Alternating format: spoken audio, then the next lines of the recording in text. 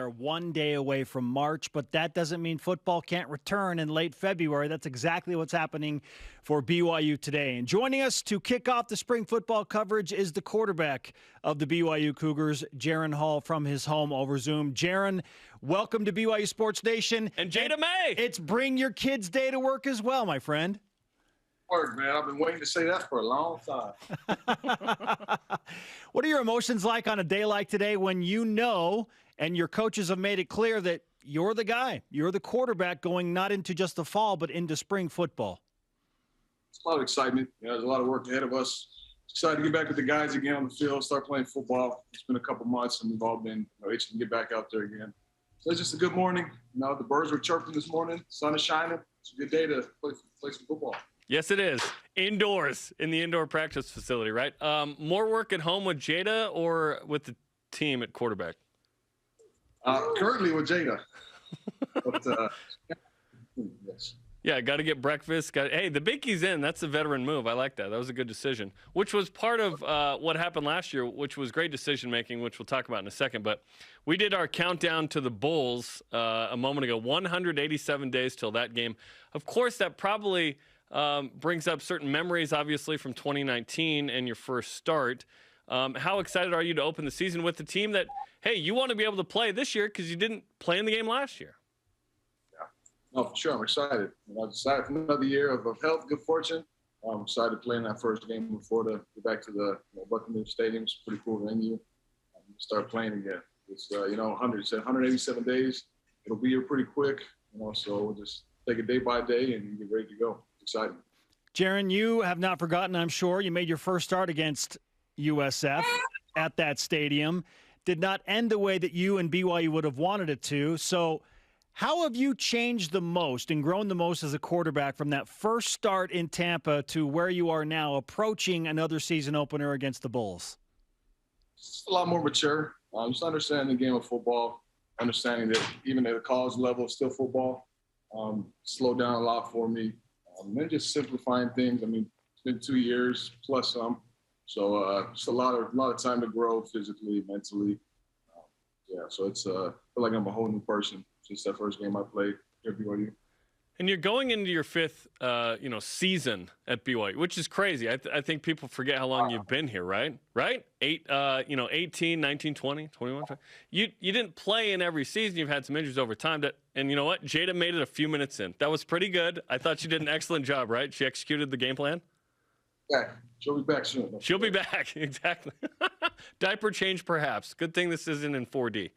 But the journey for you has been one where you've had to wait, right? So how satisfying was it to be the starter for the majority of last year, as much as you could, as healthy as you could be?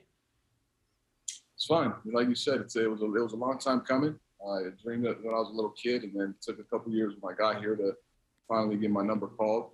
But just shows, it's okay to wait your time, continue to work. It was the best thing for me. Give me all that extra time to prepare and be ready for my first official season as a starter. So it's just a blessing to be able to play with those guys, see all the hours and hours of hard work you put on in the years before we finally go out there and put it on display. It was a good time. It was a dream come true for me, and I know for everybody else around me that was playing. So we got a special group of guys, and it'll be fun to run it back again. BYU quarterback Jaren Hall is with us on BYU Sports Nation. Heading into spring ball, Jaren, of course, you sat out the bowl game, and a bunch of your teammates were hurt late in the season.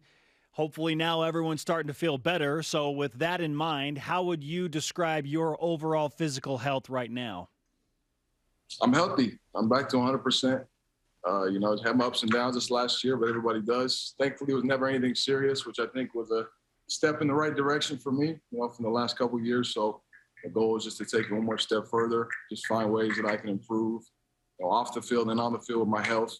And just have a good foundation for week one to play all 13, 14 games, whatever it is next year. I know you haven't talked about this publicly, but I want to walk through it if that's okay, is what you went through physically last year. So did you break a rib in the Arizona game? Yeah, so the first game of the season, I cracked a couple or bruised a couple. We couldn't get them imaged. And then the Utah game officially cracked the three of them completely. And then Arizona State had some chest issues on top of that. So it was a rough couple of weeks, but made it through. I'm here now, so we're good. That's wild, dude. The fact that you played in the Arizona State game and the Utah game with that, and then was it a foot injury in the USC game that held you out of UAB? Yeah, foot and ankle injury. Just something that happened late in the game. The adrenaline got me through. Didn't notice it, and then after that, it just kind of went downhill. Just never got right before UAB. And you're feeling good now, you said. That's great. Okay, so with those injuries in mind, and you said it, nothing serious that would put you out for a number of games or the season for that matter, how do you approach your play as a quarterback this year behind what looks like an all-time offensive line? How does your style of play or your thought process change, wanting to stay healthy but knowing you're bringing back a ton of experience up front? Yeah, I think in terms of how I play the game won't change. I feel like we had a successful offense last year. Just a couple of things to fine-tune all around. But for me, just improving and understanding that we got a really good line. There's no need to stress. There's no need to worry. They'll give me time, but also just taking what we get. That's the goal. So they'll be stout up front. They'll do their deal. We just got to have better chemistry between me and the receivers, the tight ends. And that's kind of the focus. I think the spring ball is one, keeping everybody healthy, getting through a good spring ball, and then just improving with timing, improving with the small details of the same offense we've done for 4 years, and just knowing it better than any team that's come through BYU. Is the number one offensive position battle this spring going to be at left tackle between Kingsley Suamataia and Blake Freeland? Because if that's actually going down, that's going to be epic. I couldn't tell you if that's number one. I think every position will have a battle this year with the depth that we have. But those guys will be fun to see, not battle it out, but be out there together doing their thing. So who knows how that line will be, where they'll be, and what will happen. I couldn't tell you, but I'm just grateful to have all those guys up front doing their thing.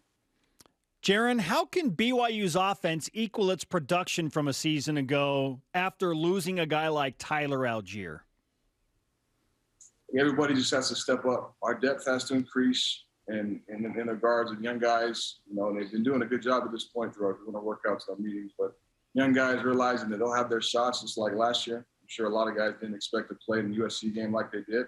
So that's the mindset that our whole team has to have this year, especially offensively. Is every position, the next guy up has got to be ready. He's got to be ready as if he was starting. So that's got to be the approach for everybody if you're going to get in and play that game.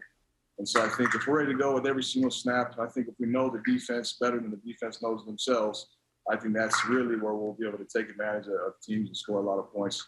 And so I think we just got to fine-tune some things and make sure everybody's ready to go. Jackson McChesney was ready to go. A great example in that game. He gets in, gets a couple carries, scores the game-winning touchdown. That was crazy, right? Let's talk about receivers. It sounded like Chase Roberts really came on at the end of the season in practice. We're hoping to see a guy like Cody Epps, who was Bryce Young's main receiver in high school, the Alabama quarterback and Heisman-winning guy. Keanu Hill came on. What do you think of kind of the next group, behind Puka Nacua and some of that, and Gunnar Romney and some of that experience? Yeah, we know Puka and Gunnar, Isaac and all those guys. We know what they do. So it'll be exciting in spring to see guys like Chase, even Kibo develop. Even though we saw him make a lot of plays, he's still pretty raw, and he'll have a lot of time to make a lot of plays this next year. I'm excited to see him. And then Cody, he's been hurt a little bit too since he's been here, but he's full go now. We've been throwing routes with everybody this offseason. He looks good. So I'm excited, especially to see those three that haven't had a chance to play a ton, to see what they can do, how they develop, and how they can add to our offense and our attack. Jaren, I have to ask this question, and I'm sure you'll tread lightly, but who's your favorite wide receiver right now? Not asking me for the ball every time they come off the snap. Who doesn't ask you for the ball when they come off? The one that doesn't. So there's your answer. Okay. Oh. Everybody. Can you even be a receiver if you don't ask for the dang ball? Throw me the dang ball, right? Exactly. Okay. Last year, your efficiency was really good. Top 30 in the country. Your yards per attempt, 18th. Only 5 picks on 296 attempts. What was it? What did you do to be so efficient and take care of the football so well? I just stuck to our reads, man. I mean, A-Rod makes the offense so simple, especially for quarterbacks who spend hours every day going through our simple, basic plays, our reads, our progressions, and just sticking to the things that we've been taught fundamentally, and just take what the defense gives you as the number one thing. So you combine all those things together, it makes what seems like a complicated position, a complicated thing to do, pretty simple. As long as you're prepared, you got to watch a lot of film and understand the defense. But for me, it was just taking what the defense gave, not pushing things when they weren't there, not trying to make the hardest throw possible to look good, but just simply give it to our playmakers in space and let them do their thing. For the most part, I feel like I did a good job, but I got a lot of room to improve still with that.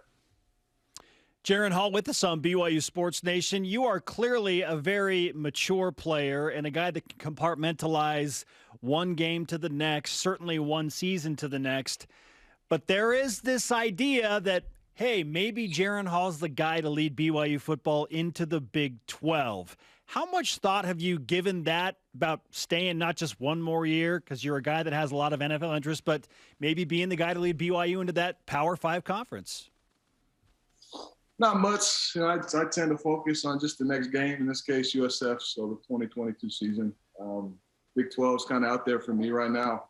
Been here 5 years, ideally you have a good year, good health, and play well and kind of move on with my future. But you never know, man. I mean, I still got one more year of eligibility. So, we'll see what happens. But right now I'm just focused on USF, focused on this season, and we'll cross that bridge when we come to it. Jada, with the hands to the face call, that's going to be a 15-yard penalty. Okay, you posted it, that you miss baseball. You've focused completely on football. What do you miss about baseball with the season underway and the boys having some real success here the last week? I miss the 11-day vacation you get to travel and play. I miss getting out of the cold for 11 days, going to Florida and Arizona. That's up there.